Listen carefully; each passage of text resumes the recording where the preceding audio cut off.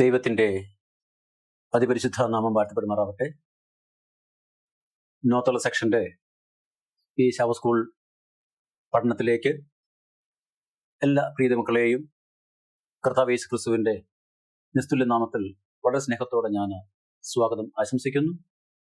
നമുക്ക് ഈ വചന പഠനത്തിൽ തുടർന്നും ആയിരിക്കത്തക്കവണ്ണം വലിയവനെ ദൈവം നമുക്ക് ഒരു അവസരം കൂടി തന്നു. നമ്മൾ ഈ ക്വാർട്ടറിലെ 11ാമത്തെ പാഠത്തിലേക്ക് നമ്മളിന്ന് കടന്നു വരുന്നു. അതിൻ്റെ തലക്കെട്ട് ഭൂമിയിൽ ജീവിക്കുന്നു എന്നുള്ളതാണ്. മനപ്പാഠവാക്യം എടുത്തിരിക്കുന്നത് സദൃശവാക്യം 15:1.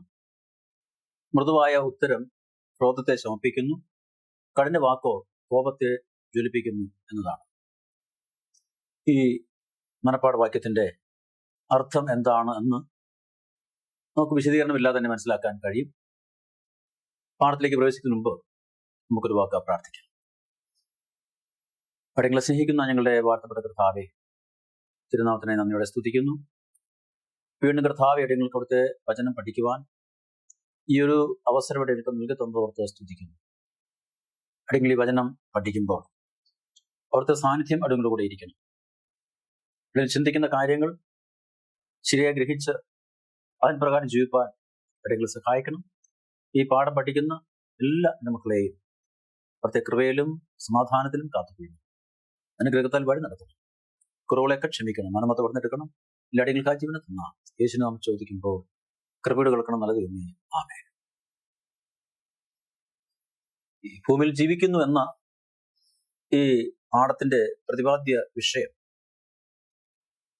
സമൂഹത്തിൽ നാം ജീവിക്കുമ്പോൾ സ്വാഭാവികമായിട്ട് നാം നേരിടുന്ന, സമൂഹത്തിൽ ഉണ്ടാവുന്ന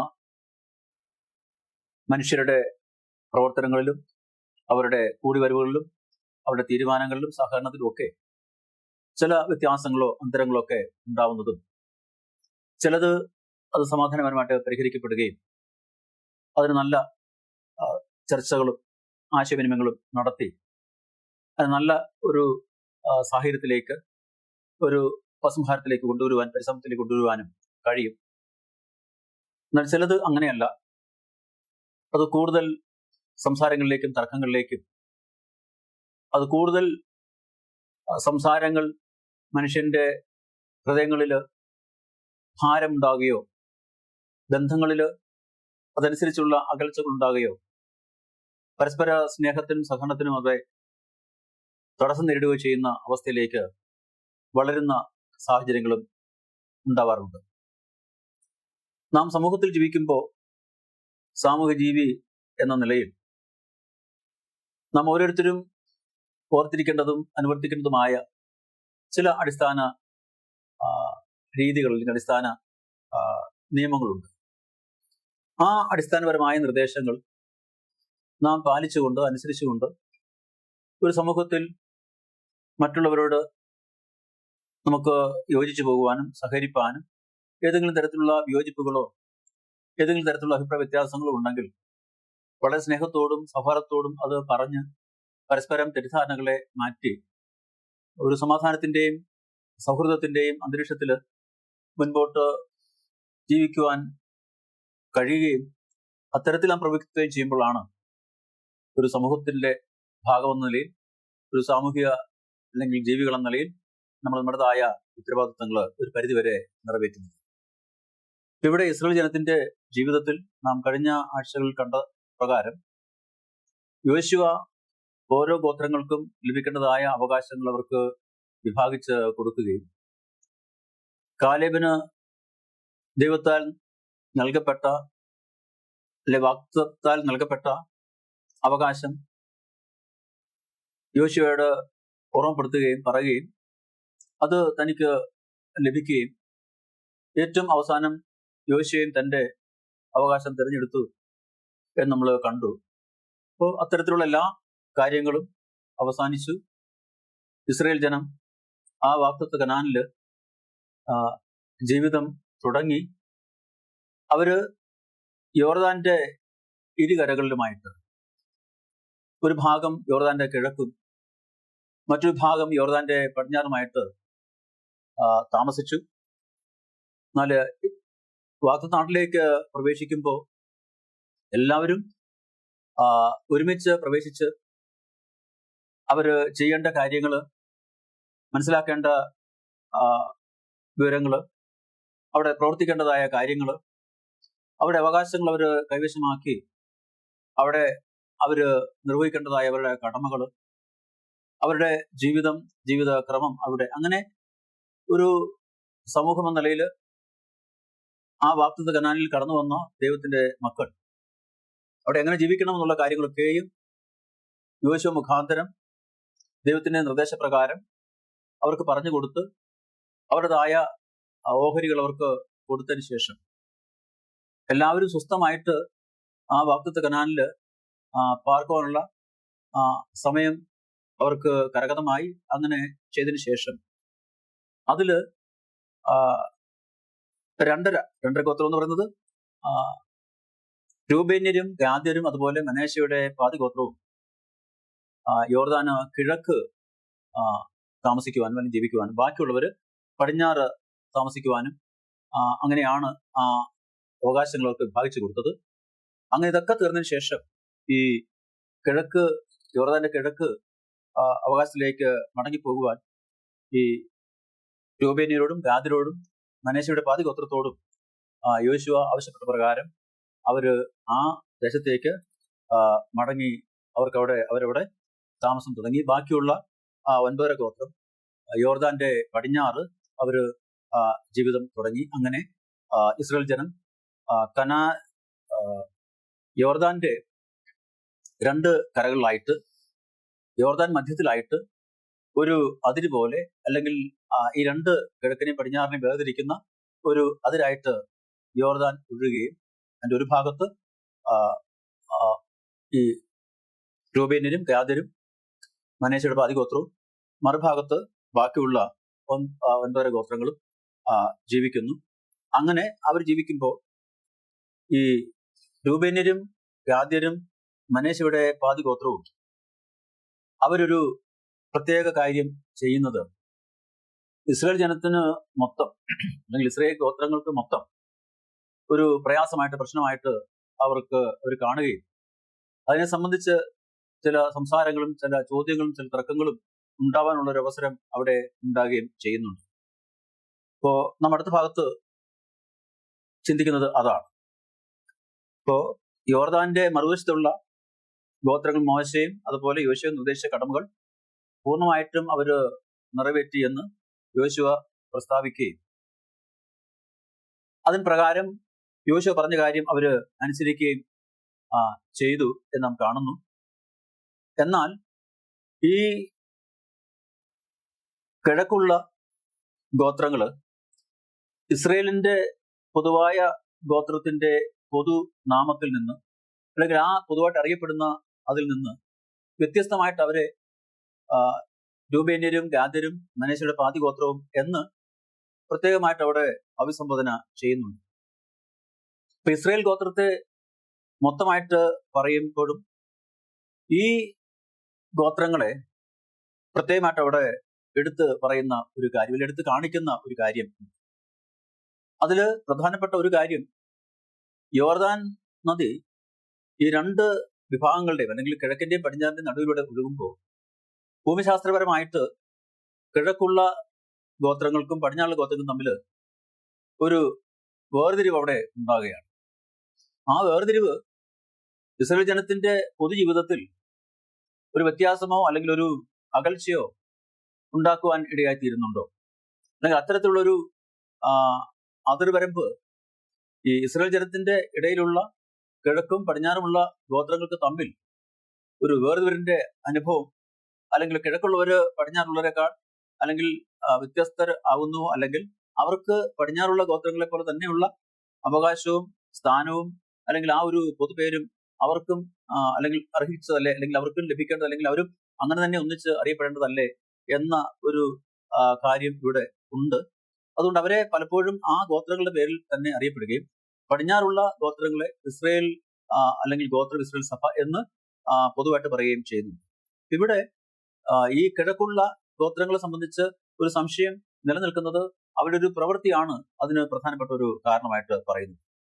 അപ്പൊ ആ ഒരു പ്രവൃത്തി എന്താവുന്നു എന്നും എന്തുകൊണ്ടാണ് അങ്ങനെ കിഴക്കുള്ള ഈ ഗോത്രങ്ങൾ അങ്ങനെ ഒരു കാര്യം ചെയ്യുവാനിടയായി തീർന്നതും എന്ന ഒരു ചോദ്യവും ആ ഒരു സംസാരവും ഉണ്ടായി. അതിന് തുടർന്നുള്ള ഒരു വിശദാംശങ്ങൾ ലഭിക്കുന്നതിന് മുമ്പ് തന്നെ ഈ കിഴക്കുള്ള ഗോത്രങ്ങൾക്ക് ഒരു പ്രതിബദ്ധത ഇസ്രയേൽ ഗോത്രങ്ങളോടും മാത്രമല്ല ഇസ്രയേൽ ഗോത്രങ്ങളെ മൊത്തമായിട്ട് വാഗ്ദത്ത കനാനിലേക്ക് കൊണ്ടുവന്ന് അവർക്ക് നൽകാം എന്ന് പറഞ്ഞ ആ വാഗ്ദത്ത ദേശം യഹോവ മോശയോട് പറഞ്ഞ പ്രകാരം അവർക്ക് വിഭാഗിച്ചു കൊടുത്ത് അവർക്ക് അവിടെ സമാധാനമായിട്ട് അവിടെ ജീവിതം ആരംഭിക്കുവാനുള്ള എല്ലാ അവസരങ്ങളും എല്ലാ സാഹചര്യങ്ങളും അവിടെ ഒരുക്കി കൊടുത്തു. അവരെങ്ങനെ ജീവിതം ആരംഭിച്ച് കഴിഞ്ഞതിന് ശേഷം ഈ ഇസ്രയേൽ ഗോത്രത്തിലെ കിഴക്കുള്ളവർ ആയാലും പടിഞ്ഞാറുള്ളവരായാലും അവരുടെ പ്രതിബദ്ധത എന്ന് പറയുന്നത് മറ്റാരോടുമല്ല. ഈ കിഴക്ക് ഉള്ള രൂപ്യരോ അല്ലെങ്കിൽ രൂപേന്യരോ ഗാദരോ അല്ലെങ്കിൽ മനശ്ശയുടെ പാതി ഗോത്രമോ അവർക്ക് അവരുടെ പ്രതിബദ്ധത അല്ലെങ്കിൽ അവരുടെ ആശ്രയം അല്ലെങ്കിൽ അവര് നോക്കേണ്ടത് പടിഞ്ഞാറുള്ള ഗോത്രങ്ങളോടോ അല്ലെങ്കിൽ ഒരുപക്ഷെ അവരെ കൊണ്ടുവന്ന യോശുവയോടോ അല്ലെങ്കിൽ മോശയോടോ അല്ല. അതിലുപരിയായിട്ട് അവരുടെ പ്രതിബദ്ധത എന്ന് പറയുന്നത് അത് കിഴക്കുള്ള ഗോത്രങ്ങളായാലും പടിഞ്ഞാറുള്ള ഗോത്രങ്ങളായാലും അവരുടെ പ്രതിബദ്ധത എന്ന് പറയുന്നത് അവരെ വഴി നടത്തിയ, അവർക്ക് കനാൻ ഭാഗിച്ചു കൊടുത്ത, അവർക്ക് സ്വസ്ഥത നൽകിയ ആ കനാൻ പ്രദേശം അല്ലെങ്കിൽ കനാന്റെ ഭൂമി അവർക്ക് അവകാശമായിട്ട് വീതിച്ചു കൊടുത്ത ദൈവത്തോടായിരിക്കണം എന്നത് ഓർക്കേണ്ടത് ഒരു പ്രധാനപ്പെട്ട കാര്യം. അപ്പൊ ഇതില് ഈ രാജ്യത്തിന്റെ അല്ലെങ്കിൽ രാജ്യത്തിന്റെയും പ്രദേശത്തിന്റെയും ഐക്യത്തിന്റെ പ്രാധാന്യത്തെക്കുറിച്ച് ഈ പാഠത്തില് നമ്മൾ പ്രത്യേകമായിട്ട് കാണുന്നുണ്ട്. എന്ന് പറഞ്ഞാൽ മറ്റൊന്നുമല്ല, നാം ഒരു സമൂഹമായിട്ട് ജീവിക്കുമ്പോൾ ഇപ്പൊ ഈ ലോകത്തിലെ നമ്മുടെ ജീവിതം എത്രമാത്രം അത് അസ്ഥിരമാണെന്നും എത്രമാത്രം അത് അല്ലെങ്കിൽ വളരെ ഹ്രസ്വമാണ് എന്ന് നമ്മൾ മനസ്സിലാക്കുന്നുവെങ്കിലും ഒരു സമൂഹമായിട്ട് നാം ഒരു പേരിൽ അറിയപ്പെടുമ്പോൾ, ഇപ്പോൾ ദൈവത്തിന്റെ മക്കളിൽ ഇസ്രായേൽ ജനം എന്ന് അറിയപ്പെടുമ്പോൾ തീർച്ചയായിട്ടും നാം അധിവസിക്കുന്ന ആ പ്രദേശം അല്ലെങ്കിൽ ആ സ്ഥലങ്ങൾ അവിടെ നാം എത്രമാത്രം സ്നേഹത്തോടും ഐക്യത്തോടും അല്ലെങ്കിൽ സഹകരണത്തോടും നാം ദൈവത്തിന് കീഴ്പ്പെട്ടുകൊണ്ട് ദൈവത്തെ അനുസരിച്ചുകൊണ്ട് ദൈവത്തിന്റെ വചനം പ്രമാണിച്ചുകൊണ്ട് മാതൃകയുള്ള ഒരു ജീവിതം അവിടെ നയിക്കുവാൻ തക്കവണ്ണം പരസ്പര സഹകരണത്തിലും വിശ്വാസത്തിലും സന്തോഷത്തിലും അവിടെ ആയിരിക്കണം എന്നത് പ്രധാനപ്പെട്ട ഒരു കാര്യമാണ്. അതിലൊരു വ്യത്യാസമാണ് ഈ കിഴക്കുള്ള ഈ രൂപേന്യരും ഗാദ്യരും അതുപോലെ മനശ്ശയുടെ പാതി ഗോത്രത്തിന്റെ പക്കൽ നിന്നുണ്ടായ ഒരു പ്രവൃത്തി പടിഞ്ഞാറെ ഗോത്രങ്ങളുടെ ഇടയിൽ ഒരു ആശയക്കുഴപ്പത്തിനും അവർക്ക് ഒരു വലിയ പ്രയാസത്തിനും ഇടയാക്കി തീർക്കുവാനിടയായത്. അപ്പൊ അതിനെ സംബന്ധിച്ച് ദൈവത്തിന്റെ വചനത്തിൽ രേഖപ്പെടുത്തിയിരിക്കുന്ന 2-3 വാക്യങ്ങൾ നമുക്ക് ഒന്ന് നോക്കാം. ഒന്ന് എഫേസ്യർ 6-ാം അധ്യായത്തിന്റെ 7-ാമത്തെ വാക്യത്തിൽ പറയുന്നത്, മനുഷ്യരെയല്ല കർത്താവിനെ തന്നെ പ്രീതിയോടെ സേവിച്ചുകൊണ്ട് അനുസരിപ്പിൻ. അപ്പോ നാം എവിടെയായാലും, നാം അധിവസിക്കുന്നത് ഏത് രാജ്യത്തായാലും ഏത് പ്രദേശത്തായാലും, നാം തീർച്ചയായിട്ടും മനുഷ്യരെ അല്ല അല്ലെ മറ്റുള്ള വ്യക്തികളെ അല്ല നാം സേവിക്കുന്നതും സ്നേഹിക്കുന്നതും നാം വിശ്വാസം അർപ്പിക്കേണ്ടതും നമ്മളെ വഴി നടത്തുന്ന, നമുക്ക് ആവശ്യമായ എല്ലാ അനുഗ്രഹങ്ങളും നൽകിത്തന്ന്, നമുക്ക് വേണ്ട എല്ലാ കാര്യങ്ങളും ഒരുക്കി തന്ന് നമ്മൾ സമാധാനത്തോടെ ജീവിക്കാനുള്ള സാഹചര്യം നമുക്ക് നൽകിത്തന്ന ആ ദൈവത്തെയാണ് നാം സേവിക്കേണ്ടതും സ്നേഹിക്കേണ്ടതും അനുസരിക്കേണ്ടതും ആ ദൈവത്തെയാണ് എന്ന് എഫേസ്യ ലേഖനം 6-ാം അധ്യായത്തിന്റെ 7-ാമത്തെ വാക്യത്തിൽ പൗലോസ് പറയുന്നുണ്ട്.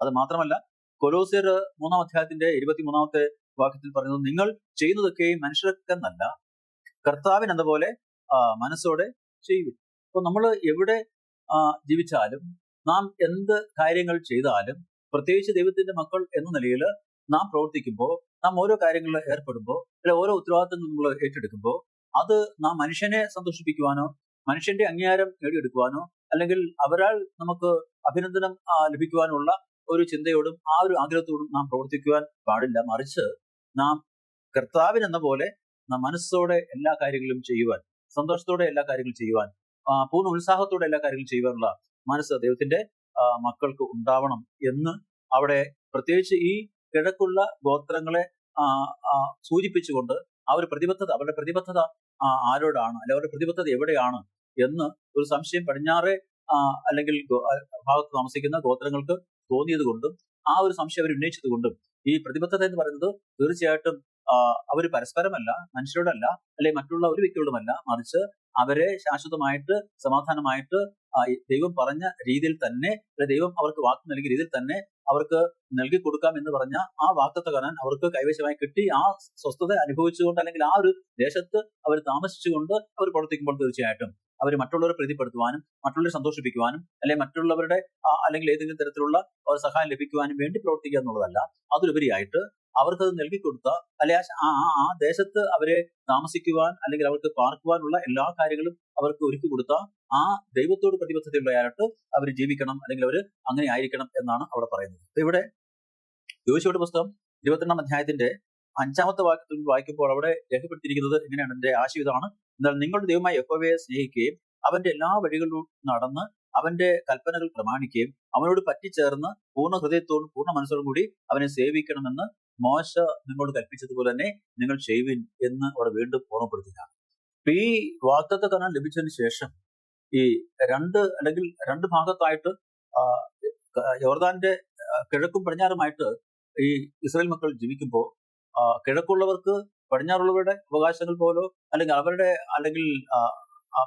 അവരുടെ ആ സ്ഥാനം, അല്ലെങ്കിൽ അവരുടെ ആ ഗോത്രങ്ങളുടെ പ്രത്യേകത, അല്ലെങ്കിൽ അവരുടെ എണ്ണം, അല്ലെങ്കിൽ ആ സമൂഹത്തിന്റെ അല്ലെങ്കിൽ വലിപ്പം, ഇതൊക്കെ വെച്ച് നോക്കുമ്പോൾ മറ്റുള്ളവർക്ക് അല്ലെങ്കിൽ കിഴക്കുള്ള ഗോത്രങ്ങൾക്ക് ഒരു ചെറിയ വ്യത്യാസമോ അല്ലെങ്കിൽ അത് ചെറിയ സംശയമോ അല്ലെങ്കിൽ അവരുടേതായ നിലനിൽപ്പും അവരുടേതായ ജീവിതത്തെ സംബന്ധിച്ച് ഏതെങ്കിലും തരത്തിലുള്ള ഒരു ചോദ്യങ്ങൾ അവരുടെ ഉള്ളിൽ ഉണ്ടാവാം. അവിടെ ഈ മനുഷ്യര് അല്ലെങ്കിൽ ഈ ഇസ്രായേൽ ജനം ചിന്തിക്കുന്നത് അവരുടേതായ സ്വന്തമായ അസ്തിത്വത്തെ സംബന്ധിച്ചാണ്, അല്ലെങ്കിൽ അവരുടെ സ്വന്തമായ നിലനിൽപ്പിനെ സംബന്ധിച്ചാണ്. അപ്പോൾ ഇവര് കിഴക്കുള്ള ഗോത്രങ്ങളായാലും പടിഞ്ഞാറുള്ള ഗോത്രങ്ങളായാലും അവരുടെ നിലനിൽപ്പും അവരുടെ അസ്തിത്വവും അവരുടെ അടിസ്ഥാനം എന്ന് പറയുന്നത് ആ ഭൂപ്രദേശമോ അവിടെയുള്ള മറ്റുള്ളവരോ അല്ല, മറിച്ച് അവരുടെ അസ്തിത്വം എന്ന് പറയുന്നത് ദൈവത്തിലാണ്, അവരുടെ അടിസ്ഥാനം എന്ന് പറയുന്നത് ദൈവത്തിലാണ്. അത് മനസ്സിലാക്കുവാനും അതിന് പ്രകാരം പ്രവർത്തിക്കുവാനും അങ്ങനെ മറ്റുള്ളവരെ കാണുവാനും മറ്റുള്ളവരുടെ ഇടപെടുവാനും മറ്റു കാര്യങ്ങൾ ചെയ്യുവാനും അവര് അങ്ങനെ ഒരുങ്ങേണ്ടതാണ്, അല്ലെങ്കിൽ അത് മനസ്സിലാക്കേണ്ടതാണ് എന്ന് ഒരു മുന്നറിയിപ്പ് കൂടി അല്ലെങ്കിൽ ഒരു ഓർമ്മപ്പെടുത്തൽ കൂടി ഈ ഒരു ഭാഗത്ത് കാണുന്നുണ്ട്. അപ്പോൾ ഈ കിഴക്കുള്ള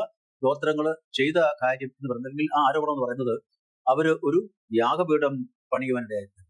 ആ യോർദാന്റെ പ്രദേശത്ത് ഒരു യാഗപീഠം അവര് പണിയുവാൻ ഇടയായി തീർന്നു. അപ്പൊ ഇവിടെ ഈ യാഗപീഠം അവര് പണിയുമ്പോൾ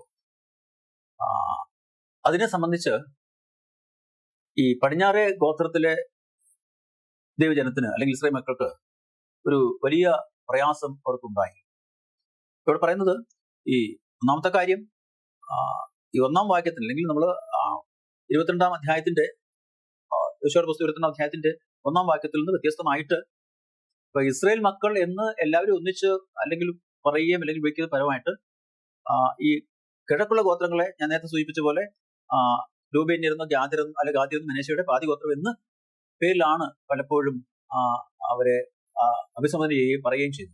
അപ്പോൾ ഈ പടിഞ്ഞാറേ ഗോത്രങ്ങളുമായിട്ട് ഇസ്രായേൽ മക്കൾ എന്ന നിലയിൽ, ദൈവത്തിന്റെ ജനം എന്ന നിലയിൽ അവർക്ക് അതിനോട് ഒരു പങ്കില്ലാത്ത അല്ലെങ്കിൽ അതിനോട് ഒരു യോജിച്ച് നിൽക്കാത്ത അല്ലെങ്കിൽ അവർ അതിന്റെ ഭാഗമല്ല എന്നുള്ളൊരു ഒരു ആശയം അല്ലെങ്കിൽ അങ്ങനത്തെ ഒരു ചിന്ത അങ്ങനെ വരുവാൻ അവിടെ കഴിയുന്നു. അപ്പൊ ഇവിടെ ഇസ്രായേലിന്റെ മുഴുവൻ സഭയും ഇപ്പൊ എന്ന പ്രയോഗം യോർദാന്റെ പടിഞ്ഞാറ് ഭാഗത്തുള്ള ഈ ഗോത്രങ്ങളെ മാത്രമായിട്ട് ആണ് സൂചിപ്പിക്കുന്നത്, അല്ലെങ്കിൽ അവരെ കുറിച്ച് മാത്രമാണ് പറയുന്നത് എന്ന ഒരു ആശയം അവിടെ ഉണ്ട്. അപ്പൊ ആ ഒരു വ്യത്യാസം ഈ കിഴക്കും പടിഞ്ഞാറുമുള്ള ഗോത്രങ്ങളുടെ ഇടയിൽ നിലനിൽക്കുന്നത് കൊണ്ടാണ് ഇത്തരത്തിലുള്ള ചില ആശയക്കുഴപ്പങ്ങളും ചില അഭിപ്രായ വ്യത്യാസങ്ങളും അവരുടെ ഇടയിൽ ഉണ്ടാകുവാൻ ഇടയായിത്തീർന്നതും കിഴക്കുള്ള ഗോത്രങ്ങളെ കുറിച്ച് ഇങ്ങനെ ഒരു ആരോപണം അല്ലെങ്കിൽ ഒരു പ്രശ്നം പടിഞ്ഞാറേ ഗോത്രത്തിലുള്ള ഇസ്രായേൽ മക്കൾ ഉന്നയിക്കുവാൻ കാരണം അതുകൊണ്ട് തന്നെയാണ്. അപ്പോ കിഴക്കൻ ഗോത്രങ്ങൾ യോർദാന്റെ ഒരു യാഗപീഠം യാഗപീഠം പണിതത് പടിഞ്ഞാറ് ഗോത്രത്തിലുള്ള ഇസ്രായേൽ മക്കൾക്ക് വളരെ പ്രയാസം സൃഷ്ടിച്ചു. മറ്റു കാര്യം മറ്റൊന്നുമല്ല. നമുക്കറിയാം, ദൈവത്തിന് യാഗപീഠം പണിയുക എന്ന് പറയുന്നത് തീർച്ചയായിട്ടും ദൈവത്തിന്റെ നിർദ്ദേശപ്രകാരമോ അല്ലെങ്കിൽ ഇസ്രായേൽ സഭ ഒന്നിച്ച് ആലോചന ചോദിച്ചുകൊണ്ട്, പ്രഭുക്കന്മാരോട് ആലോചിച്ചുകൊണ്ട്, നേതൃത്വത്തോട് ആലോചിച്ചുകൊണ്ട്, ദൈവസന്നിധിയിൽ സമർപ്പിച്ചുകൊണ്ട്, ദൈവത്തിന്റെ ഹിതപ്രകാരം ദൈവത്തിന്റെ നിർദ്ദേശപ്രകാരമാണ് ദൈവത്തിന് യാഗപീഠം പണിയുന്നത്, ദൈവത്തിന് ആലയം പണിയുന്നത്, അല്ലെങ്കിൽ വിശുദ്ധ മന്ദിരം പണിയുന്നത്. അങ്ങനെയാണ്. പക്ഷെ ഈ ഒരു കാര്യത്തിൽ ഈ കിഴക്കുള്ള ഗോത്രങ്ങൾ ഒരു യാഗപീഠം പണിയുമ്പോൾ അത്തരത്തിലുള്ള ഒരു കാര്യങ്ങളോടെ സംഭവിക്കുന്നില്ല, അങ്ങനത്തെ ഒരു കാര്യങ്ങളോടെ നടന്നിട്ടില്ല. ഒരു കൂടിയാലോചനയോ അതിനെക്കുറിച്ച് അല്ലെങ്കിൽ ഒരു അനുവാദ ചോദ്യമോ അല്ലെ അതിനെക്കുറിച്ച് ഒരു പൊതുവായിട്ടൊരു അഭിപ്രായങ്ങൾ സ്വരൂപിക്കുകയോ പടിഞ്ഞാറ് ഗോത്രത്തെ ആ വിവരങ്ങൾ അറിയിക്കുകയോ അല്ലെങ്കിൽ അവരുടെ നേതൃത്വത്തോട് ആ കാര്യങ്ങൾ പറയുകയോ അല്ലെങ്കിൽ ഗോത്രത്തിലെ പ്രഭുക്കന്മാരോട് ആ കാര്യങ്ങൾ ആവശ്യപ്പെടുകയോ ആ പ്രഭുക്കന്മാർ ഒന്നിച്ചുകൂടി തീരുമാനമെടുക്കുകയോ അത് യോശുവയെ അറിയിക്കുകയോ അങ്ങനെ അവർ ദൈവസന്നിധിയിൽ കടന്നു വന്ന് ഇങ്ങനെ ഒരു കാര്യം ചെയ്യാൻ ആഗ്രഹിക്കുന്നു എന്ന് അവർ സംസാരിച്ചുകൊണ്ട് ദൈവത്തോട് അല്ലെങ്കിൽ അപേക്ഷിച്ചുകൊണ്ട് പ്രാർത്ഥിച്ചുകൊണ്ട് ഒന്നുമല്ല ഈ ഒരു കാര്യം സംഭവിച്ചത്, ഈ ഒരു കാര്യം ചെയ്തത്. ഇത് കിഴക്കുള്ള ഗോത്രങ്ങൾ ചെയ്ത് ഒരു യാഗപീഠം പണിതെന്ന് കേട്ടപ്പോൾ പടിഞ്ഞാറെ ഗോത്രത്തിലുള്ള ഇസ്രായേൽ മക്കളെ സംബന്ധിച്ച് ഭയപ്പെട്ടു പോയി. കാരണം മറ്റൊന്നുമല്ല, ഇവർ ദൈവത്തോട് മത്സരിച്ച് ആലോചന ചോദിക്കാതെ ആരുടെ അനുവാദമില്ലാതെ സ്വന്തമായിട്ട് ഒരു യാഗപീഠം പണിയുന്നത് ദൈവത്തോട് മത്സരിക്കുകയും അല്ലെ ദൈവത്തിന്റെ അല്ലെങ്കിൽ നിർദ്ദേശങ്ങളെ അവഗണിച്ച് സ്വന്തം ഇഷ്ടപ്രകാരം അവർ പ്രവർത്തിച്ചുകൊണ്ട് ദൈവകോപത്തിന് ഇടയാക്കുന്ന ഒരു സാഹചര്യം ഈ കിഴക്കുള്ള ഗോത്രങ്ങൾ സൃഷ്ടിച്ചു എന്നൊരു ചിന്ത പടിഞ്ഞാറ് ഗോത്രത്തിലുള്ള ഇസ്രായേൽ ജനങ്ങൾക്ക് ഉണ്ടാകാനിടയായി തീർന്നു. അപ്പോൾ തീർച്ചയായും ഈ പടിഞ്ഞാറ് ഗോത്രത്തിലുള്ളവർ ചിന്തിച്ചത് ഈ കിഴക്ക് ഗോത്രത്തിലെ കിഴക്ക് താമസിക്കുന്നതിലെ കിഴക്കുള്ള ഗോത്രങ്ങൾ ഈ ചെയ്ത പ്രവൃത്തി, യാഗപീഠം പണിത ഈ പ്രവൃത്തി അതിന് മുഖാന്തരം ഇസ്രായേൽ ജനത്തിന് ദൈവകോപം ഉണ്ടായാൽ അത് പടിഞ്ഞാറ് ഗോത്രത്തിലുള്ള ഇസ്രായേൽ മക്കൾ കൂടി അനുഭവിക്കേണ്ടി വരുമല്ലോ, അല്ലെങ്കിൽ അങ്ങനെ ഇടയായി തീരുമല്ലോ എന്ന് ഒരു ഭയം, ഒരു ആശങ്ക പടിഞ്ഞാറ് ഗോത്രത്തിലെ ഇസ്രായേൽ മക്കൾക്കിടയിൽ ഉണ്ടാകുവാൻ ഇടയായി തീർന്നു. അപ്പോ ഇതില് പ്രധാനമായിട്ടും നമുക്കറിയാം ഇസ്രായേൽ ജനത്തിന്റെ ഇടയിൽ യോശുവ എന്ന നേതൃത്വം കഴിഞ്ഞാൽ അവരെ സംബന്ധിച്ച് അവർക്ക് ആവശ്യമായ നിർദ്ദേശങ്ങളും അല്ലെങ്കിൽ ഉപദേശങ്ങളും കൊടുക്കുവാനും അവർക്ക് വേണ്ട അല്ലെങ്കിൽ ആലോചനകൾ കൊടുക്കുവാനും എലയാസർ, അതുപോലെ ഫിനെഹാസ് തുടങ്ങിയ വ്യക്തികൾ ഇസ്രായേൽ ജനത്തിന്റെ ജീവിതത്തിൽ വളരെ സ്വാധീനമുള്ള, അവരുടെ മേൽ നല്ല അല്ലെങ്കിൽ നല്ല അഭിപ്രായമുള്ള, അവരെ നിയന്ത്രിക്കാൻ കഴിയുന്ന അല്ലെങ്കിൽ അവർക്ക് അവരുടെ കാര്യങ്ങൾ പറഞ്ഞ് മനസ്സിലാക്കാൻ കഴിയുന്ന വ്യക്തികളാണ്. അപ്പോ ഈ ഇത്തരത്തിലുള്ള ഒരു ആലോചനയോ അല്ലെങ്കിൽ ഇത്തരത്തിലുള്ള ഒരു ചർച്ചകളോ ഇല്ലാതെ ചെയ്തൊരു പ്രവൃത്തി ദൈവകോപം അവരുടെ മേൽ വരുവാൻ ഇടയായി തീരുമ്പോൾ അത് മറ്റുള്ളവരിൽ മേൽ വരും എന്ന ഒരു കാര്യമാണ് ഈ പടിഞ്ഞാറെ ഗോത്രത്തിലുള്ള ആൾക്കാരെ സംബന്ധിച്ച് ഏറ്റവും കൂടുതൽ പ്രയാസം ഉണ്ടാക്കാൻ കാരണം. അപ്പൊ അതുകൊണ്ടാണ് ഈ കിഴക്കുള്ള ഗോത്രത്തിലുള്ള ആൾക്കാരെ സംബന്ധിച്ച് ഈ ആരോപണം എന്ന് പറയുന്നത് അവർ ചെയ്ത പ്രവൃത്തി ഒരു തെറ്റായ പ്രവൃത്തി ആണ്, അല്ലെങ്കിൽ അത് ദൈവത്തോട് ആലോചന ചോദിക്കാതെ എല്ലാ ഇസ്രായേൽ മക്കളുടെ മേലും ദൈവകോപം വരുവാൻ ഇടയാവുന്ന ഒരു പ്രവൃത്തിയാണ് അവർ ചെയ്തത് എന്ന് പടിഞ്ഞാറ് ഗോത്രത്തിലുള്ള ആൾക്കാർ ചിന്തിക്കുവാൻ ഇടയായി തീർന്നത് അതുകൊണ്ടാണ്. അപ്പോ അവരെ അങ്ങനെ ചിന്തിക്കുവാൻ ഇടയായി തീർന്നത് മറ്റൊന്നുമല്ല, നമുക്ക് നേരത്തെ നാം ഇസ്രായേൽ മക്കളുടെ അവരുടെ ഈ മരുഭൂമി യാത്രയുടെ സമയത്ത് സംഭവിച്ചിട്ടുള്ള അനേക സംഭവങ്ങൾ, അനേക പ്രവൃത്തികൾ, അനേക അല്ലെങ്കിൽ പാപങ്ങൾ എത്രമാത്രം ആ ജനത്തിന്റെ ഇടയിൽ പ്രയാസങ്ങളും ദുരിതവും അതുപോലെ നാശവും ഉണ്ടാക്കിയിട്ടുണ്ട് എന്ന് ഓർത്തത് കൊണ്ടും അത് മനസ്സിലാക്കുന്നത് കൊണ്ടുമാണ് പടിഞ്ഞാറ് ഗോത്രത്തിലുള്ള ഇസ്രായേൽ ജനം ഈ ഒരു കാര്യം എടുത്തു പറയാൻ കാരണം ഭൂതകാലത്ത് നടന്ന അനേക കാര്യങ്ങൾ അവരെ അത് ചിന്തിപ്പിക്കാൻ പ്രേരിപ്പിക്കുകയും, പ്രത്യേകിച്ച് നമുക്കറിയാം ആഖാന്റെ സംഭവങ്ങൾ, അതുപോലെ അനേക ഇത്തരത്തിലുള്ള ദൈവത്തോട് ആലോചന ചോദിക്കാതെ ദൈവം പറഞ്ഞ വാക്കുകൾ അനുസരിക്കാതെ അനുസരണക്കേട് കാണിച്ചുകൊണ്ട് മത്സരിച്ചുകൊണ്ട് ദൈവത്തോട് മറുത്ത് പെരുമാറി പ്രവർത്തിക്കുകയും ചെയ്യുന്ന അനുഭവങ്ങൾ ഇസ്രായേൽ ജനത്തിന്റെ ജീവിതത്തിൽ ഉണ്ടായപ്പോൾ ഈ പടിഞ്ഞാറ് ഗോത്രത്തിലെ ആൾക്കാർ പറയുന്നത് ആഖാൻ തെറ്റ് ചെയ്തപ്പോൾ, അതുപോലെ ഓരോ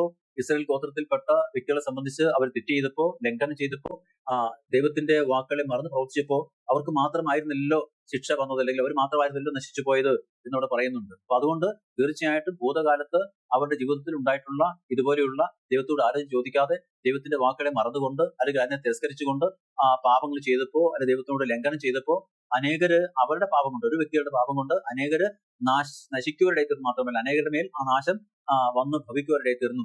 ആ ഒരു ഓർമ്മ അവർക്കുള്ളത് കൊണ്ടും ആ അനുഭവത്തിൻ്റെതായ പ്രയാസങ്ങൾ അല്ലെങ്കിൽ ആ അനുഭവം ഇന്നും അവരുടെ ഹൃദയങ്ങളിൽ നിലനിൽക്കുന്നത് കൊണ്ടും വീണ്ടും അത്തരത്തിലുള്ള ഒരു അനുഭവത്തിലേക്ക് ഇസ്രായേൽ ജനത്തെ ഈ വാഗ്ദത്ത കനാലിൽ വന്നതിന് ശേഷം കൊണ്ടുപോകാൻ അല്ലെങ്കിൽ ഒരു സാഹചര്യം ഉണ്ടാകാൻ ഇടവരാതിരിക്കുവാനും അത് ഒരിക്കലും ഈ ഇസ്രായേൽ ജനത്തിനെ മൊത്തമായിട്ട് പ്രത്യേകിച്ച് ഈ കനാനിൽ പാർക്കുമ്പോൾ കനാലിൽ അവർ ജീവിതം തുടങ്ങിയ ശേഷം ഇത്തരം അനുഭവത്തിലേക്ക് വീണ്ടും മടങ്ങിപ്പോകുവാൻ അല്ലെങ്കിൽ ഒരു അനുഭവം ഉണ്ടാകുവാൻ ഒരിക്കലും അവർക്ക് അത് ചിന്തിക്കുവാൻ കഴിയുമായിരുന്നില്ല. കാരണം മരുഭൂമി യാത്രയിൽ അവരുടെ പല തരത്തിലുള്ള സാഹചര്യങ്ങളും അല്ലെങ്കിൽ അന്നത്തെ ഉണ്ടായിരുന്ന അവസ്ഥകളും അന്നുണ്ടായിരുന്ന പ്രയാസങ്ങളും ഒക്കെ ഒരുപക്ഷെ അങ്ങനെ ചില പ്രയാസങ്ങൾക്ക് അവസരമുണ്ടാക്കി അതിന് ഫലമായിട്ട് അനേകര് നശിച്ചു പോവുകയും അനേകര് നഷ്ടപ്പെട്ടു പോവുകയും ചെയ്തു.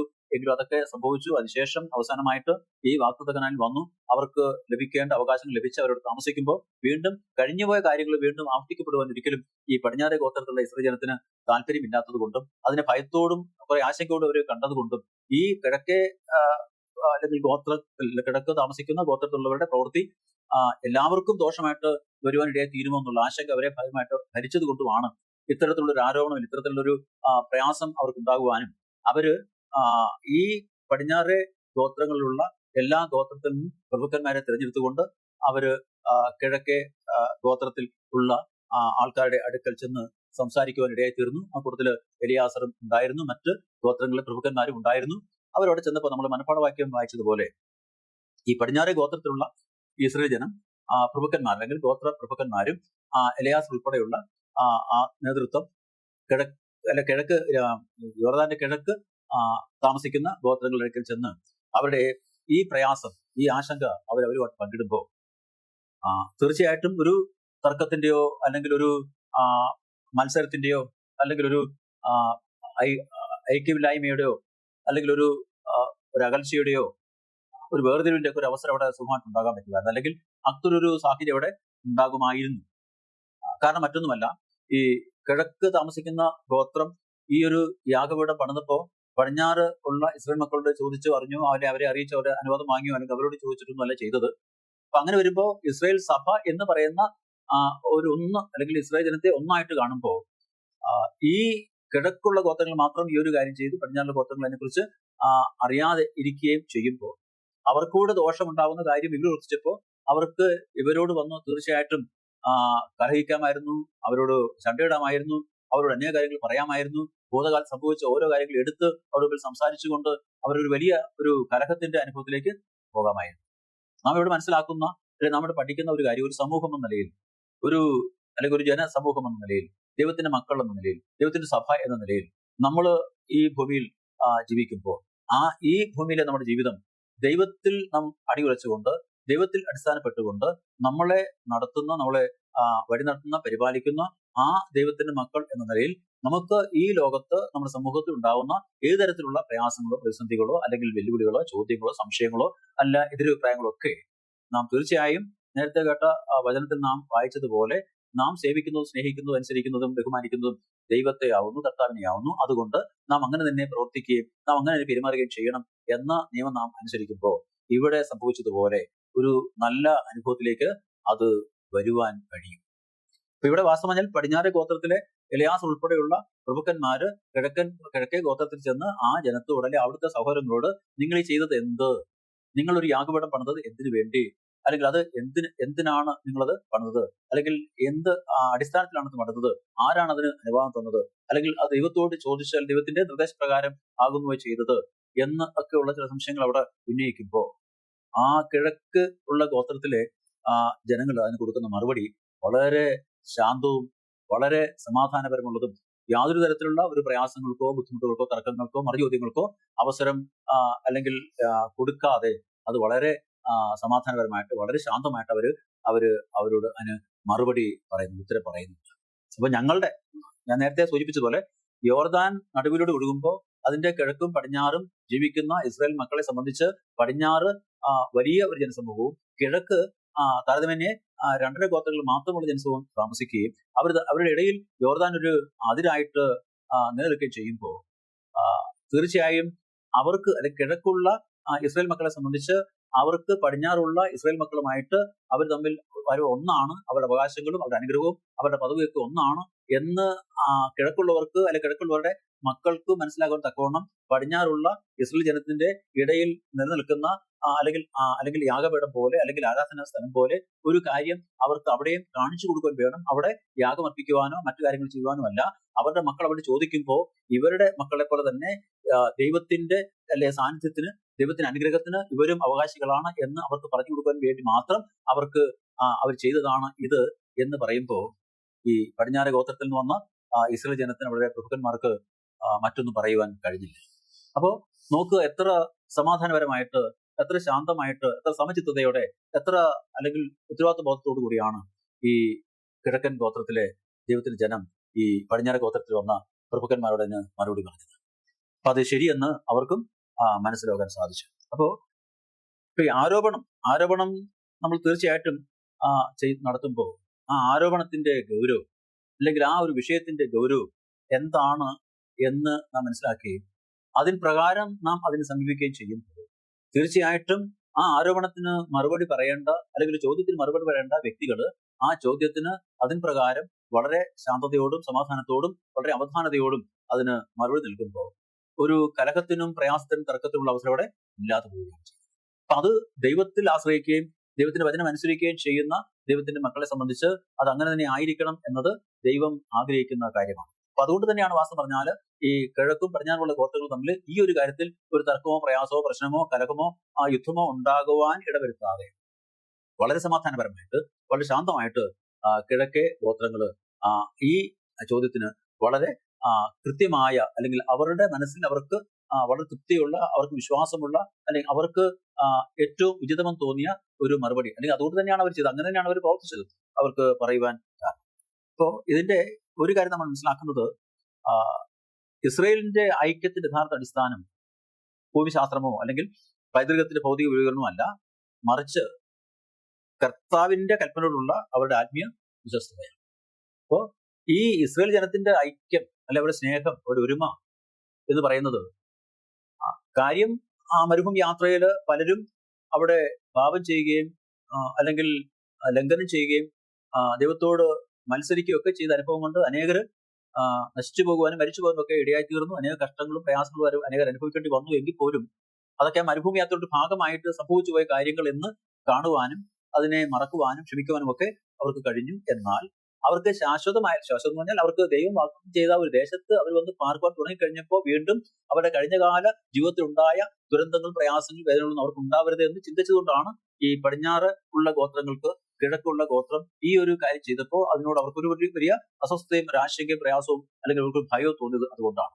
ആ ദൈവഭയത്തിൽ നിന്നാണ് വാസ്തവം പറഞ്ഞാൽ അത്തരത്തിലൊരു ഒരു ചോദ്യം അവർക്ക് ഉണ്ടാവുകയും ആ ചോദ്യത്തിന് കൃത്യമായി എന്താണ് കിഴക്കേ ഗോത്രത്തിലുള്ള ഒരു മറുപടി പറയുന്നത്, അതെന്താണ് അവർ സംസാരിക്കുന്നതെന്ന് കേൾക്കാൻ ആഗ്രഹത്തിൽ അല്ലെങ്കിൽ മനസ്സിലാക്കാൻ വേണ്ടി അവിടെ കടന്നു യുദ്ധം ചെയ്തു. അപ്പൊ അതുകൊണ്ട് ഈ ഇസ്രായേൽ ജനത്തിന്റെ ജീവിതത്തിലായാലും നമ്മുടെ ജീവിതത്തിലായാലും നമ്മുടെ ഐക്യം എന്ന് പറയുന്നത് നമ്മൾ നിലനിൽക്കുന്ന ഭൂപ്രദേശത്തിന്റെയോ അല്ലെങ്കിൽ അതിർവരമ്പുകളുടെയോ അല്ലെങ്കിൽ അവിടുത്തെ മറ്റ് ഭൗതികമായിട്ടുള്ള സാഹചര്യങ്ങളെ കുറിച്ചൊന്നുമല്ല.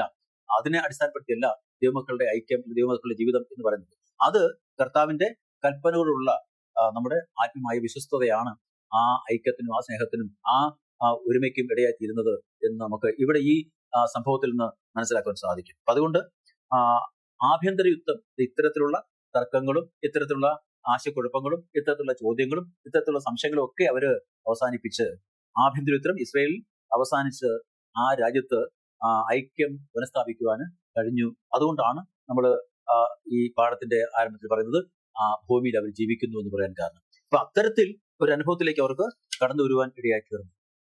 അതുകൊണ്ട് തീർച്ചയായും ദൈവമക്കൾ എന്ന നിലയിൽ നമ്മൾ ഈ ഭൗതിക ജീവിതത്തിൽ ഈ ലോകത്ത് നാം ജീവിക്കുമ്പോൾ, ഈ സമൂഹത്തിൽ നാം ജീവിക്കുമ്പോൾ തീർച്ചയായും ഈ ലോകത്തിൻ്റെതായ പലതരത്തിലുള്ള സ്വാധീനങ്ങൾ നമ്മുടെ ജീവിതത്തിൽ കടന്നു വരുവാനും സ്വാധീനിക്കപ്പെടുവാനും നിയന്ത്രിക്കപ്പെടുവാനൊക്കെ പലപ്പോഴും ഇടയായി തീരുകയും ചെയ്യുന്നത് കൊണ്ട് നാം ആത്യന്തികമായിട്ട് ഇതിന്റെ മക്കൾ എന്ന നിലയിൽ നമ്മളത് മറന്നു പോകാതെ ഈ ലോകത്തിൻ്റെതായ കാര്യങ്ങൾ മാത്രമല്ല നാം മനസ്സിലാക്കി പഠിക്കുകയും ചെയ്യുന്ന ദൈവത്തിന്റെ വചനങ്ങളും നമ്മളത് മനസ്സിലാക്കിക്കൊണ്ട് ഓർത്തുകൊണ്ട് പലപ്പോഴും നമ്മൾ പല കാര്യങ്ങളും ലോകപരമായിട്ട് ചിന്തിച്ചാൽ പോലും അതിൽ നിന്ന് വിട്ടുനിന്നുകൊണ്ട് ദൈവവചനത്തിന്റെ അടിസ്ഥാനത്തിൽ നമുക്ക് പരിഹരിക്കപ്പെടുവാനും ഉത്തരം കണ്ടെത്തുവാനും അത്തരം സമാധാനപൂർണ്ണമായ ഒരു തീരുമാനത്തിലേക്ക് നമുക്ക് കടന്നു വന്നുകൊണ്ട് ഇസ്രായേൽ മക്കളുടെ ഇടയിൽ കിഴക്കും പടിഞ്ഞാറും താമസിക്കുന്ന ഗോത്രങ്ങളുടെ ഇടയിൽ ഉണ്ടായ ആശയക്കുഴപ്പം അല്ലെങ്കിൽ അവരുടെ സംശയം അല്ലെങ്കിൽ അവരുടെ ഭയം അവര് പ്രകടിപ്പിച്ചു. അവര് വളരെ ശാന്തമായിട്ട് അവിടെ ചോദിച്ചു. അതിന് വളരെ സമാധാനപരമായ ഒരു മറുപടി കിഴക്കേ ഗോത്രത്തിലെ ദൈവത്തിന്റെ മക്കള് കൊടുത്തതിന് പ്രകാരം അവരുടെ ആ ഭിന്നതകൾ അല്ല അവരുടെ സംശയം അവരുടെ ചോദ്യം അവിടെ അവസാനിച്ചുകൊണ്ട് ആ സമാധാനം പുനഃസ്ഥാപിക്കപ്പെട്ട് അവർക്ക് ആ വാഗ്ദത്ത കനാലിൽ ജീവിക്കുവാൻ അവർക്ക്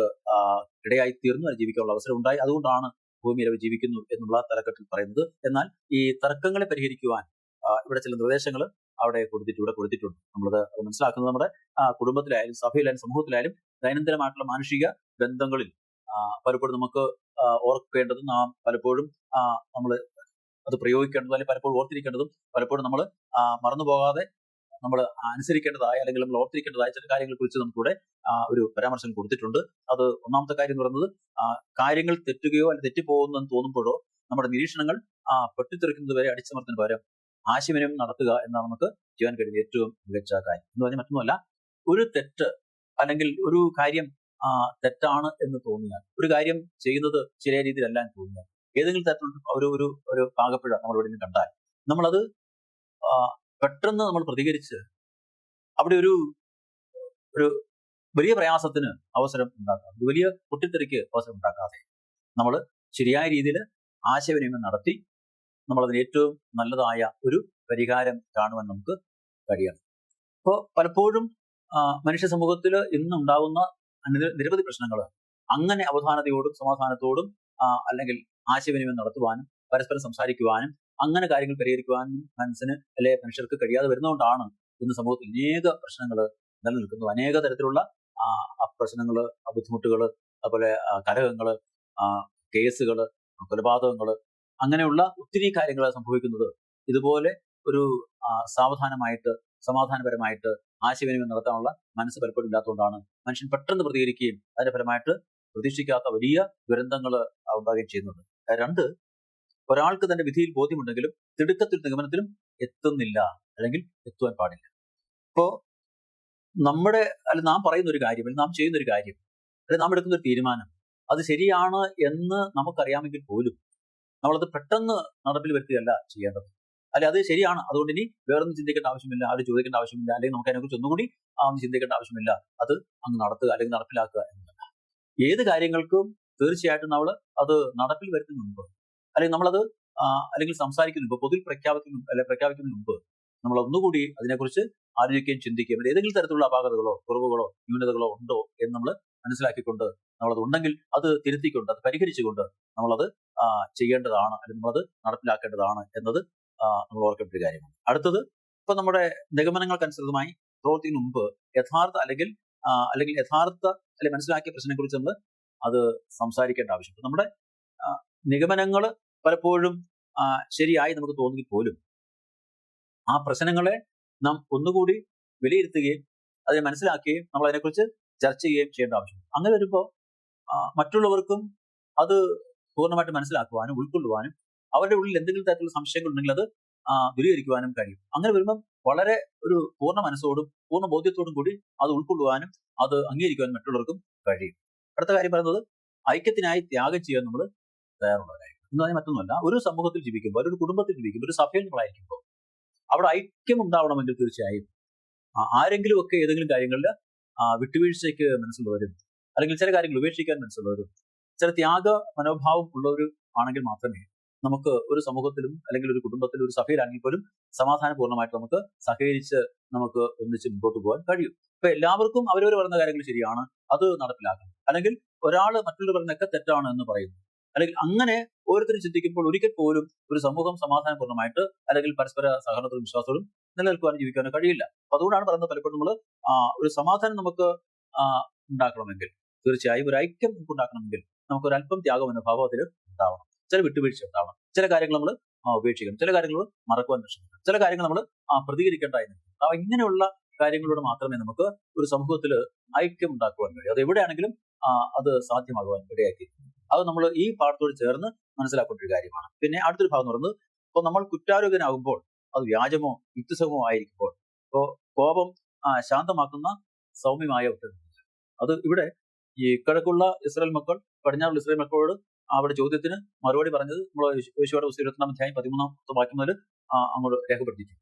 അപ്പൊ നമുക്കത് വായിച്ചാൽ ശരിക്കും മനസ്സിലാക്കാൻ സാധിക്കും. അപ്പൊ എന്ന് പറഞ്ഞാൽ നമ്മളെ ആരെങ്കിലും ഒരു കുറ്റം ആരോപിച്ചാൽ, അല്ലെങ്കിൽ നമ്മുടെ പേരിൽ ആരെങ്കിലും ഒരു ആരോപണം ഉന്നയിച്ചാൽ, അല്ലെങ്കിൽ നമ്മൾ ചെയ്തൊരു കാര്യത്തെ തെറ്റായ രീതിയിൽ അത് അല്ലെങ്കിൽ സമൂഹത്തിൽ അവതരിപ്പിച്ചാൽ നാം ഉടനെ പ്രതികരിക്കുക എന്നുള്ളതല്ല, നാം ഉടനെ അതിന്റെ ബാക്കി പറയുക എന്നുള്ളതല്ല, ആ ആരോട് ഉന്നയിച്ചവരെ നമ്മൾ മോശമായി അവതരിപ്പിക്കുകയോ അവരോട് മോശം സംസാരിക്കുകയോ അവരെക്കുറിച്ച് മോശമായ കാര്യങ്ങളോട് സംസാരിക്കുന്നതല്ല. നമ്മളോട് അങ്ങനെ പറയുമ്പോൾ തീർച്ചയായും ഈ പാഠത്തിൽ നാം പഠിച്ച അല്ലെങ്കിൽ കിഴക്കും പടിഞ്ഞാറുമുള്ള ഇസ്രായേൽ മക്കളുടെ പ്രവർത്തനം, അവരുടെ രീതി, അല്ലെങ്കിൽ അവർക്കൊരു പ്രയാസം ഉണ്ടായവരെ എങ്ങനെ പരിഹരിച്ചു എന്ന് നമ്മൾ മനസ്സിലാക്കുന്നത് തന്നെ നമ്മൾ തീർച്ചയായിട്ടും നമ്മളുടെ പേരിൽ ഒരു കുറ്റം അല്ലെങ്കിൽ ഒരു ആരോപണം ആരെങ്കിലും കൊണ്ടുവന്നാൽ നാം വളരെ ശാന്തമായിട്ട് സൗമ്യമായിട്ട് നമുക്ക് മറുപടി പറയുക. അപ്പോൾ എത്ര ക്ഷോഭത്തോടും അല്ലെങ്കിൽ എത്ര മറ്റ് കാര്യങ്ങൾ പ്രതീക്ഷിച്ചുകൊണ്ട്, അല്ലെങ്കിൽ നമ്മൾ ഒരു പ്രശ്നത്തിനോ അല്ലെങ്കിൽ മറ്റു ബുദ്ധിമുട്ടുകൾക്കോ നമ്മൾ അല്ലെങ്കിൽ നമ്മളൊരു അവസരം ഉണ്ടാക്കുമല്ലോ നമ്മൾ ആ രീതി പെരുമാറുമെന്ന് പ്രതീക്ഷിച്ചുകൊണ്ട് സംസാരിക്കുന്ന ഒരു വ്യക്തിയുടെ മുമ്പിൽ നാം വളരെ സൗമ്യമായിട്ട് സംസാരിച്ചാൽ ആ വ്യക്തിക്ക് അതിനപ്പുറം മറ്റൊന്നും പറയുവാൻ ഒരു വിഷയം കഴിയില്ല. അപ്പൊ നാം അവർ സംസാരിക്കുന്നതിൽ അപ്പുറമായിട്ട് നമ്മൾ സംസാരിക്കുമ്പോഴാണ് മറ്റേ വ്യക്തിക്ക് വീണ്ടും സംസാരിക്കാൻ അവസരം ഉണ്ടാകുന്നത്. അപ്പൊ നമ്മൾ തീർച്ചയായിട്ടും ആ ഒരു അവസരം കൊടുക്കാതെ, അല്ലെങ്കിൽ ആ ഒരു അവസരം അവർക്ക് നൽകുവാൻ അല്ലെങ്കിൽ ഒരു അവസരം കൊടുക്കാതെ നാം സൗമ്യമായിട്ട് പറയുന്ന കാര്യങ്ങൾക്ക് മറുപടി പറഞ്ഞാൽ തീർച്ചയായിട്ടും അത്തരത്തിലുള്ള തുടർന്ന് നടക്കാവുന്ന ഒരു സംഘർഷമോ അല്ലെങ്കിൽ അഭിപ്രായ വ്യത്യാസങ്ങളോ തർക്കങ്ങളോ നമുക്ക് ഒഴിവാക്കുവാൻ കഴിയും. മാത്രമല്ല സമാധാനം പുനഃസ്ഥാപിക്കപ്പെടുമ്പോൾ നാം സന്തോഷിക്കുകയും ദൈവത്തെ മഹത്വപ്പെടുത്തുകയും ചെയ്യേണ്ട ആവശ്യം. പലപ്പോഴും നമുക്കറിയാം, ഈ സമാധാനം ഉണ്ടാക്കുക, ഐക്യമുണ്ടാക്കുക, സ്നേഹത്തിൽ വർത്തിക്കുക, നിലനിൽക്കുക എന്നൊക്കെ പറയുന്നത് ഒരു ചെറിയ കാര്യമോ അല്ലെങ്കിൽ ഒരു എളുപ്പം സാധിക്കുന്ന കാര്യമോ നിലനിർത്താൻ കഴിയുന്ന കാര്യമൊന്നുമല്ല. അപ്പൊ അവിടെ വാസം പറഞ്ഞാൽ അവിടെ നമ്മൾ നേരത്തെ പറഞ്ഞുള്ള ത്യാഗമനോഭാവവും പറഞ്ഞ ദൈവസ്നേഹവും ദൈവത്തിലുള്ള വിശ്വാസവും നമ്മുടെ താഴ്മയും നമ്മുടെ സമർപ്പണവും ഒക്കെ അതിന് ആവശ്യമാണ്. അപ്പോൾ അങ്ങനെ നാം ജീവിക്കുമ്പോൾ നമ്മുടെ സമൂഹത്തിൽ നമ്മുടെ അല്ലെങ്കിൽ ഇടപെടൽ കൊണ്ട് അല്ലെങ്കിൽ മറ്റുള്ള ഇടപെടൽ കൊണ്ട് ഒരു പ്രശ്നം പരിഹരിച്ച് നമുക്ക് ഒരു സമാധാനം അവിടെ നമുക്ക് ഒരു അന്തരീക്ഷം ഉണ്ടാക്കിയെടുക്കാൻ കഴിയുമ്പോൾ നാം തീർച്ചയായിട്ടും അതിൽ സന്തോഷിക്കേണ്ടവരാണ്. നമുക്ക് അതിൽ സന്തോഷിക്കണം. അപ്പോൾ ആ സന്തോഷം എന്ന് പറയുന്നത് ദൈവം നമ്മളെ എങ്ങനെ നടത്തുന്നു, അല്ലെ നമ്മുടെ ഇടയിലെ പ്രശ്നങ്ങൾ എങ്ങനെ പരിഹരിക്കുന്നു, അതിനുള്ള വഴികൾ നമുക്ക് എങ്ങനെ നിർദ്ദേശിച്ചു തരുന്നു എന്ന് നാം മനസ്സിലാക്കിക്കൊണ്ട് ആ ഒരു ദൈവസ്നേഹത്തിൽ നിന്ന് വീണ്ടും പുനഃസ്ഥാപിക്കപ്പെടുമ്പോൾ തീർച്ചയായും ദൈവത്തെ നമ്മൾ മഹത്വപ്പെടുത്തുകയും സ്തുതിക്കുകയും ചെയ്യണം. ദൈവത്തെ നമ്മൾ സ്തുതിക്കണം. ആ ഒരു സമാധാന അന്തരീക്ഷം നമുക്ക് ദൈവത്തെ മഹത്വപ്പെടുത്തുകയും നമുക്ക് സന്തോഷിക്കുവാനും ഇടയാക്കണം. എങ്കിൽ മാത്രമേ തീർച്ചയായിട്ടും നമ്മൾ ആ സമൂഹത്തിന്റെ ഭാഗമായിട്ട് മാറുന്നു. അല്ലെ, നമ്മൾ തീർച്ചയായിട്ടും നമുക്കറിയാം, നമ്മളിപ്പോ ഒരു വ്യക്തിയെ അഭിനന്ദിക്കുമ്പോൾ, അല്ലെങ്കിൽ നമുക്കൊരു വ്യക്തിയെ നമ്മൾ അഭിനന്ദിക്കാൻ അവസരം കിട്ടുമ്പോൾ, അവരെ കുറിച്ച് നല്ല കാര്യങ്ങൾ പറയുമ്പോൾ നമ്മൾ അതിനോട് യോജിക്കുകയും അല്ലെങ്കിൽ ഒരുപക്ഷെ നമ്മൾ കരഘോഷം നടത്തുകയും ചെയ്തു. എന്തുകൊണ്ട് നമ്മൾ അങ്ങനെ ചെയ്യുന്നത്?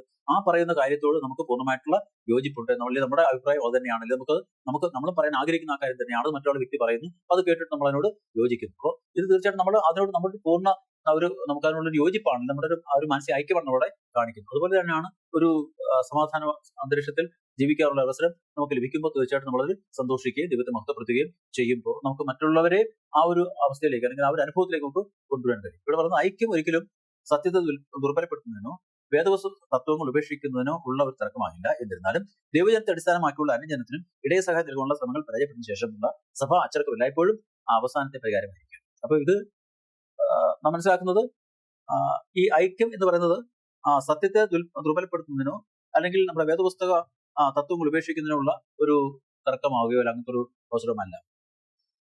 ഐക്യം എന്ന് പറയുന്നത് തീർച്ചയായിട്ടും ഒരു മാനസികമായിട്ടുള്ള യോജിപ്പിലാണ് ഐക്യം ഉണ്ടാകുന്നത്. ആ മാനസികമായിട്ട് യോജിപ്പ് എന്ന് പറയുന്നത് തീർച്ചയായും ഒരേ ഇത് ചിന്തിക്കുകയും ഒരേ കാര്യങ്ങൾ അല്ലെങ്കിൽ വിശ്വസിക്കുകയും അതിനോട് യോജിക്കുകയും ചെയ്യാൻ കഴിയുന്ന വ്യക്തികളുടെ അല്ലെങ്കിൽ കൂട്ടമോ കൂടി വരുമ്പോഴാണ് നമുക്ക് അവിടെ ഒരു ഐക്യം ഉണ്ടാക്കിയെടുക്കാൻ കഴിയുന്നത്. അപ്പൊ അതുകൊണ്ട് അതൊരിക്കലും നമ്മുടെ സത്യത്തെ മാറ്റി നിർത്തുവാനോ സത്യത്തെ ദുർബലപ്പെടുത്തുവാനോ അല്ലെങ്കിൽ നാം വിശ്വസിക്കുന്ന നമ്മുടെ വിശ്വാസ പ്രമാണങ്ങളെ നമ്മൾ ഉപേക്ഷിക്കുവാനോ അതിൽ നമുക്ക് ഏതെങ്കിലും അല്ലെങ്കിൽ മറ്റു കാര്യങ്ങൾ കൂട്ടിച്ചേർക്കുവാനോ ഉള്ള ഒരു കാര്യമായിട്ടല്ല നമ്മൾ കാണുന്നത്. അപ്പോൾ നമ്മുടെ വിശ്വാസത്തിലും നാം മനസ്സിലാക്കുന്ന കാര്യങ്ങളിലും നമ്മൾ അടിയുറച്ച് നിന്നുകൊണ്ട് തന്നെ തീർച്ചയായിട്ടും നമ്മുടെ മനോഭാവം കൊണ്ടും നമ്മുടെ പ്രവൃത്തി കൊണ്ടും നമ്മുടെ പ്രതികരണങ്ങൾ കൊണ്ടും നമ്മുടെ സംസാരങ്ങൾ കൊണ്ടും വളരെ സമാധാനത്തോടും അല്ലെങ്കിൽ കുറെ കൂടി നമ്മൾ അവധാനതയോടും സഹിഷ്ണുതയോടും കൂടി നമ്മൾ പലപ്പോഴും സംസാരിക്കുകയും അല്ലെങ്കിൽ ആ സംസാരത്തിൽ പങ്കെടുക്കുകയും നിർദ്ദേശങ്ങൾ വെക്കുകയും അല്ലെങ്കിൽ പരിഹാരങ്ങൾ നിർദ്ദേശിക്കുകയൊക്കെ ചെയ്യുമ്പോൾ അവിടെ സ്വാഭാവികമായിട്ടും ഇത്തരത്തിലുള്ള ഒരു ഐക്യത്തിന്റെ ഒരു സാഹചര്യം ഉടലെടുക്കും. അപ്പൊ അത് മനുഷ്യ സമൂഹം എന്ന നിലയിൽ ദൈവത്തിന്റെ മക്കളുടെ നിലയിൽ നമുക്ക് ഈ സമൂഹം ജീവിക്കുമ്പോൾ അത് ഏറ്റവും നല്ലൊരു മാതൃകയായിട്ട് ലോകത്തിന് മറ്റുള്ളവർക്ക് മനസ്സിലാക്കാൻ കഴിയും. അപ്പൊ ഈ ഒരു കാര്യം തന്നെയാണ് ഇസ്രായേൽ മക്കളുടെ ജീവിതത്തിൽ അവര് വാഗ്ദത്ത കനാനിൽ വന്ന് അവര് ജീവിക്കാൻ തുടങ്ങിയ ശേഷം അവരുടെ ഇടയിൽ ഒന്നുകൂടി അവർക്ക് ഉറപ്പിക്കുവാനും അല്ലെങ്കിൽ ഒന്നുകൂടി അവർക്ക് അത് മനസ്സിലാക്കാനും ഇടയായിത്തീരുന്ന തരത്തിൽ ഒരു ആരോപണം വന്നപ്പോൾ ആ ആരോപണത്തെ വളരെ സമാധാനത്തോടെ അഭിമുഖീകരിച്ചുകൊണ്ട് ഏറ്റവും ശാന്തമായിട്ട് ഏറ്റവും ലളിതമായിട്ട് അവർക്ക് മറുപടി നൽകുവാനും ആ മറുപടി അവർക്ക് ഉൾക്കൊള്ളുവാനും സ്വീകരിക്കുവാനും അത് മനസ്സിലാക്കിക്കൊണ്ട് വീണ്ടും അവരുടെ ഐക്യം നിലനിർത്തിക്കൊണ്ട് സമാധാനപരമായിട്ട് ഇസ്രായേൽ മക്കൾക്ക് അവിടെ ജീവിക്കുവാൻ കഴിഞ്ഞത്. ഇത്തരത്തിലുള്ള ഒരു ജീവിത ശൈലി, ഇത്തരത്തിലുള്ള ജീവിത മാതൃക ദൈവത്തിന്റെ മക്കൾ എന്ന നിലയിൽ നമുക്ക് ഈ ഭൂമിയിൽ ജീവിക്കുമ്പോൾ ഒരു സഭാ സമൂഹം എന്ന ഒരു അല്ലെങ്കിൽ ആ ഒരു നിലയിൽ അല്ലെങ്കിൽ ആ ഒരു നമ്മുടെ അവസ്ഥയിൽ അല്ലെങ്കിൽ ആ ഒരു സ്ഥാനത്ത് ആയിരിക്കുമ്പോൾ തീർച്ചയായും നമുക്കും ഇത് ഏറ്റവും അനുകരണീയമായ ഒരു കാര്യമാണ്. മാത്രമല്ല ഇപ്പോൾ ഈ പറഞ്ഞ ഈ തർക്കങ്ങൾ പരിഹരിക്കുവാനുള്ള നിർദ്ദേശങ്ങളെ സംബന്ധിച്ച് എത്രമാത്രം ഒരു സഭയിലായാലും സമൂഹത്തിലായാലും നമ്മളത് അനുസരിക്കുകയും പാലിക്കുകയും ചെയ്യുമ്പോൾ ഏറ്റവും നല്ല സ്നേഹത്തിൽ അധിഷ്ഠിതമായ സമത്വത്തിലും സാഹോദര്യത്തിലും അധിഷ്ഠിതമായ ദൈവവിശ്വാസത്തിൽ അധിഷ്ഠിതമായ ദൈവത്തോട് പൂർവ്വം ആത്മാർത്ഥയും വിശ്വാസമുള്ള ദൈവത്തിന്റെ ജനം എന്ന നിലയിൽ ആ സ്നേഹവും സൗഹാർദ്ദവും ഐക്യവും ഒക്കെ നമുക്ക് നിലനിർത്തിക്കൊണ്ട് പുനഃസ്ഥാപിച്ചുകൊണ്ട് മുൻപോട്ട് നമുക്ക് പോകാൻ കഴിയും. അത്തരത്തിൽ നമുക്ക് ഈ ലോകത്ത് ജീവിച്ചുകൊണ്ട് ആ ദൈവമക്കളാവുന്നു എന്ന് മറ്റുള്ളവർക്ക് നമ്മളെ കണ്ട് മനസ്സിലാക്കുവാൻ, ആ ദൈവസ്നേഹം നമ്മളുടെ മറ്റുള്ളവർക്ക് തിരിച്ചറിയുവാൻ ഉള്ള അവസരങ്ങളായിട്ട് നമുക്ക് ഈ നമ്മുടെ ജീവിതത്തിലെ വിവിധ അവസരങ്ങളെ സമയങ്ങളെ നമുക്ക് വിനിയോഗിക്കുവാനും അത്തരത്തിൽ നമുക്ക് ജീവിക്കാനും കഴിയുമ്പോൾ തീർച്ചയായും ദൈവത്തിന്റെ മക്കൾ എന്ന് ലോകത്തിന് തിരിച്ചറിയാനും നമ്മൾ ദൈവത്തിന്റെ സാക്ഷികളായിട്ട് ജീവിക്കാൻ കഴിയും. അതിനായിട്ട് തീർച്ചയായിട്ടും ഇത് നമ്മൾ ഓരോരുത്തരെയും ദൈവത്തിന്റെ പരിശുദ്ധാത്മാവിനാൽ ബലപ്പെടുന്ന ശക്തിയിരിക്കും ചെയ്യട്ടെ എന്ന് പ്രാർത്ഥിച്ചുകൊണ്ട് ഞാൻ ഈ പാഠം ഉപസംഹരിക്കുന്നു. നമുക്ക് ഒരു വാക്ക് പ്രാർത്ഥിക്കാം. അടിയങ്ങളെ സ്നേഹിക്കുന്ന വാഴ്ത്തപ്പെട്ട കർത്താവേ, നല്ല ദൈവമേ, അടിയങ്ങൾ കർത്താവെ പഠിച്ച പാഠം പോലെ അടിയങ്ങളുടെ സാമൂഹ്യ ജീവിതത്തിൽ, അടിയങ്ങളുടെ കുടുംബ ജീവിതത്തിൽ, അടിയങ്ങളുടെ സഭാ ജീവിതത്തിൽ അടിയങ്ങൾ ഓരോരുത്തരും എങ്ങനെ പ്രവർത്തിക്കുന്നു, എങ്ങനെ അടിയങ്ങൾ മറ്റുള്ളവർ സഹകരിക്കുന്നു, മറ്റുള്ളവരെ വിശ്വസിക്കുന്നു, മറ്റുള്ളവരെ അംഗീകരിക്കുന്നു. അടിയങ്ങളുടെ ഇടയിൽ ഏതെങ്കിലും തരത്തിലുള്ള പ്രശ്നങ്ങളോ ഏതെങ്കിലും തരത്തിലുള്ള തർക്കങ്ങളോ ഏതെങ്കിലും തരത്തിലുള്ള ആരോപണങ്ങളോ വരുമ്പോൾ അടിയങ്ങൾ അതിനെ എങ്ങനെ അംഗീകരിക്കുന്നു, അടിയങ്ങൾ അതിനെ അടിയങ്ങൾ പ്രതികരിക്കുന്നു. അടിയങ്ങളുടെ പ്രതികരണം അത് മറ്റുള്ളവർക്ക് വിഷമവും പ്രയാസവും ബുദ്ധിമുട്ടും ഉണ്ടാക്കുന്നതാണോ, സമാധാനം ഇല്ലാതാക്കുന്നതാണോ എന്ന് അടിയങ്ങൾ ചിന്തിപ്പാനും അടിയങ്ങൾ ഓരോരുത്തരും അടിയങ്ങൾ കേട്ടതുപോലെ സമാധാനത്തിലും സന്തോഷത്തിലും ഐക്യത്തിലും ജീവിക്കുവാൻ എന്തൊക്കെ കാര്യങ്ങൾ ചെയ്യണം, എന്തൊക്കെ കാര്യങ്ങൾ അടിയങ്ങൾ ഓർക്കണം, എന്തൊക്കെ അടിയങ്ങൾ പ്രാർത്ഥ്യമാക്കണം എന്ന് കേട്ടത് പ്രകാരം അടിയങ്ങൾക്ക് ജീവിപ്പാനും ദൈവമക്കളുടെ നിലയിൽ ഈ ലോകത്തിൽ അടിയങ്ങൾ അയക്കുന്ന പ്രദേശങ്ങളിൽ സ്നേഹത്തിലും ഐക്യത്തിലും ദൈവസ്നേഹത്തിലും നിലനിൽക്കത്തക്കവണ്ണം അടിയങ്ങളോട് സഹായിക്കണം. ഈ പാഠം പഠിക്കുന്ന എല്ലാ മക്കളെ കർത്താവ് അനുഗ്രഹിക്കുന്നു. കൃപയിലോട് കാത്തോളെന്ന് പ്രാർത്ഥിക്കുന്നു. മാനവത കർത്താവ് കാഴ്ചവിനെ തന്ന യേശുനാൾ ചോദിക്കുമ്പോൾ കൂടെ ദൈവമേ, ആമേൻ. ഒരിക്കൽ കൂടി ഞാൻ നന്ദി രേഖപ്പെടുത്തുന്നു. പ്രിയ ദൈവമക്കളെ, വീണ്ടും നാം കാണുന്നവരെയും ദൈവത്തിന്റെ കൃപയിൽ നമ്മളെ കാത്തുകൊള്ളട്ടെ, പരിപാലിക്കട്ടെ എന്ന് പ്രാർത്ഥിക്കുന്നു. ആമേൻ.